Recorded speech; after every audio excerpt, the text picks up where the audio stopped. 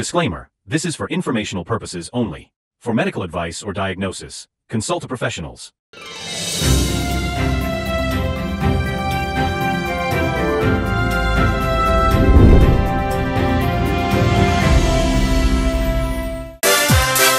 শান্তির সংসারে রোগের আগুন অনেক কষ্টেতে চোখে আসে জল। এখন তো সুখে আছি, সঙ্গীটা পেয়ে গেছি রয় হোমিও হল। ইয়েস, রয় হোমিও হল। পেঁপে কাঁচা হোক বা পাকা, হেলথের জন্য কিন্তু অত্যন্ত উপকারী। পেঁপের অনেক গুণ, শরীর সুস্থ রাখতে আর ত্বকের জেল্লা ধরে রাখতে পেঁপের তুলনা হয় না। আর এই পেঁপে গাছ থেকেই তৈরি হয় হোমিওপ্যাথি মেডিসিন ক্যারিকা পাপায়া। পেঁপে পাতায় গ্লুকোসাইড নামে অ্যালকালয়েড থাকে, আর পেঁপেতে থাকে প্রচুর পরিমাণে ভিটামিনস।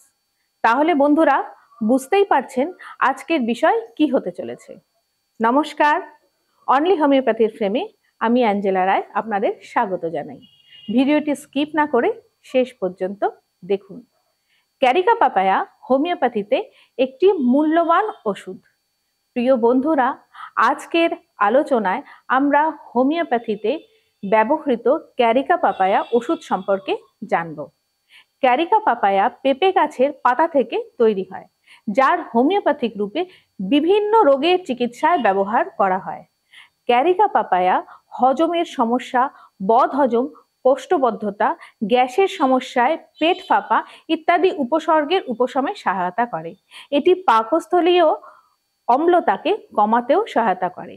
মাসিক ঋতুর সময় ব্যথা, অল্প রক্তপাত, অনিয়মিত ঋতুস্রাব ইত্যাদি সমস্যার উপশমে ক্যারিকা পাপায়া কার্যকারী ভূমিকা পালন করে।